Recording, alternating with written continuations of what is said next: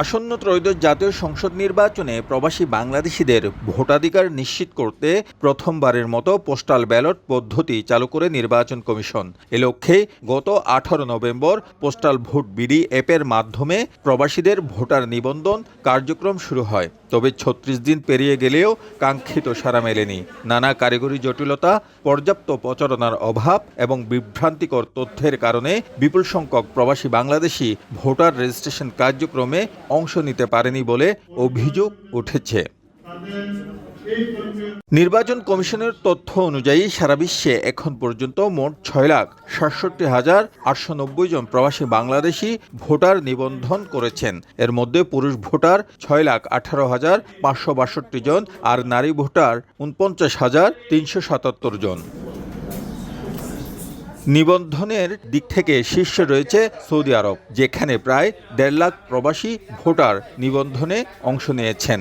দ্বিতীয়, তৃতীয় ও চতুর্থ অবস্থানে রয়েছে কাতার, ওমান ও মালয়েশিয়া। অন্যদিকে বিপুল সংখ্যক প্রবাসী বসবাস করলেও সংযুক্ত আরব আমিরাত থেকে 24 ডিসেম্বর পর্যন্ত রেজিস্ট্রেশন করেছেন মাত্র 30,020 জন, যা দেশটিকে তালিকায় পঞ্চম স্থানে রেখেছে। প্রবাসীরা বলছেন, দেশে গিয়ে সরাসরি ভোট দেওয়ার আগ্রহ থাকায় অনেকেই অনলাইনে নিবন্ধন করেনি। আবার কেউ কেউ অ্যাপে রেজিস্ট্রেশন করতে গিয়ে বিভিন্ন কারিগরি সমস্যার মুখে পড়েছেন। কিছু প্রবাসী পর্যাপ্ত তথ্য ও প্রযুক্তিগত জ্ঞানের অভাবে রেজিস্ট্রেশন প্রক্রিয়ায় অংশ নিতে পারেননি বলে জানান অনেকে। আমি আসলে ভোটার হইনি।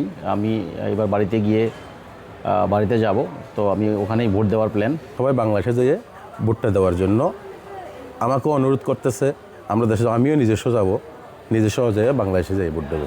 আশানুরূপ সেরকমের প্রচার প্রচারণা চালানো হয়নি, যে কারণে অনেক প্রবাসীরা এখনও এই পোস্টাল ব্যালট সম্পর্কে তাদের ধারণা নাই যে কিভাবে তারা ভোটার হবে। এখান থেকে যদি ভোটটা দিতে পারে, আমার মতো অনেক প্রবাসী আছে যারা আমাদের ন্যায্য অধিকার থেকে আমরা বঞ্চিত, তো সেই অধিকারটা ফিরে পাবো। বিভিন্ন প্রবাসী সংগঠন পোস্টাল ভোটের বিষয়ে সচেতনতামূলক কার্যক্রম নিলেও তা যথেষ্ট নয় বলে মনে করেন অনেকে। সচেতন প্রবাসীদের মতে নির্বাচন কমিশনের পক্ষ থেকে আরও পরিকল্পিত উদ্যোগ ও কার্যকর প্রচারণা চালানো হলে অংশগ্রহণের হার অনেক বেশি হতে পারত। শিবলি আল সাদিক, সময় সংবাদ, সংযুক্ত আরব আমিরাত।